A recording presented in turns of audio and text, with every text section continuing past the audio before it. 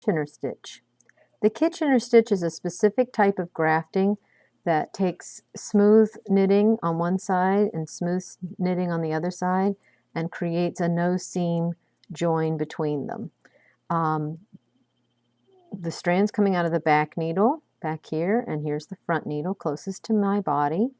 Your perspective looking at it. Strand of string attached to a tapestry needle. And what you're going to do is 2 steps to every stitch. And in order to get that pattern established, what I actually like to do is do what I call the very first part, which is I'm going to prepare the first needle as if to purl and take off as if to knit, and the back needle will be prepare as if to knit and take off as if to purl. So you do the same thing to both of those needles all the way through. So first thing I'm going to do is prepare this stitch as if to purl. See where I'm pulling on that side? Taking it in, and make sure that the yarn doesn't get wrapped around the needles or around the edge of the sock here. And it's pulled as tightly as a stitch should be tension-wise. Back stitch is going to be to prepare as if to knit. So poking in, oops, let's see, that side. I'm going in on the knit side of the way you would if you were knitting on that side. Okay, now that each stitch has been prepared, from now on I can do 2 things to every stitch. So I'm going to take this one off as if to knit on the front needle and prepare the next stitch as if to purl and pull the strand through. Back needle is to take off as if to purl, prepare as if to knit. And however you can do it so that stitches don't come off until you're ready. And I've got to make sure that that strand, especially when I'm first starting this process, is not caught up on the outside edge of the sock, that it's laying on top of the seam. Take off as if to knit, prepare as if to purl,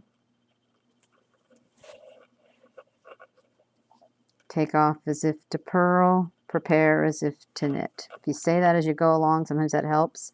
The other thing you want to do is just keep going on the pattern. If you notice that you have to stop, if the strand's coming out of the back, if I do the pair of things to every stitch, then I know it's time to go to the front needle. So I know that it's time to take off as if to knit, prepare as if to purl. If I do the pair of stitches always to a needle, I know that it is time now, because the strand's coming out of the front, to go to the back needle. Take off as if to purl, prepare as if to knit. As the first time person doing this, you really will want to do it all in one stream if you can help, short of the house catching on fire and having to run out. It's a lot easier not to have to stop in the middle. As I'm finishing this up, I do want to mention, before you start the whole process, try your sock on, because taking apart the Kitchener stitch is a bit ornery.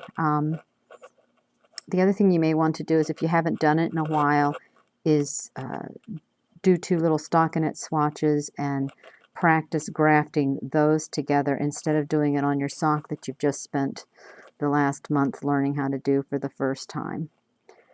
And you will be happier that way, not to have to undo anything. And I'm sort of stalling here because I want to get to the end so I can show you what I do at the very end. And hopefully this is staying on camera. It's hard to be your own camera person. If you goof, you will end up with like little holes along the way, along the top of the thing. So hopefully you come out to where it's even, and you just keep going until you've done the last thing, and off. This one's going to come as off as to knit, and that one's going to come off as if to purl.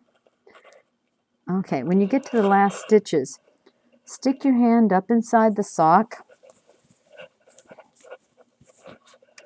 Okay, so my hand's inside here. That way, if I go, and make sure you don't go right back into a stitch, go off to its side or it's going to undo itself.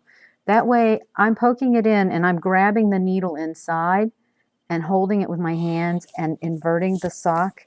If you do that, you won't accidentally, by hanging onto the needle, you won't accidentally stitch your toe together and make a blip. And then once you've gotten the sock inside out, now you're going to be able to weave your ends in here on the inside following the actual bumps of the sock. It's a little hard to see on this red, but you're going to want to follow the line and go out one way and come back the other, preferably just off of where it might ride on your toe. But if you follow the fabric by going back and forth, you want to make sure that it's nice and stretchy so that your woven end doesn't pop out when your sock is complete. That's it. Thank you.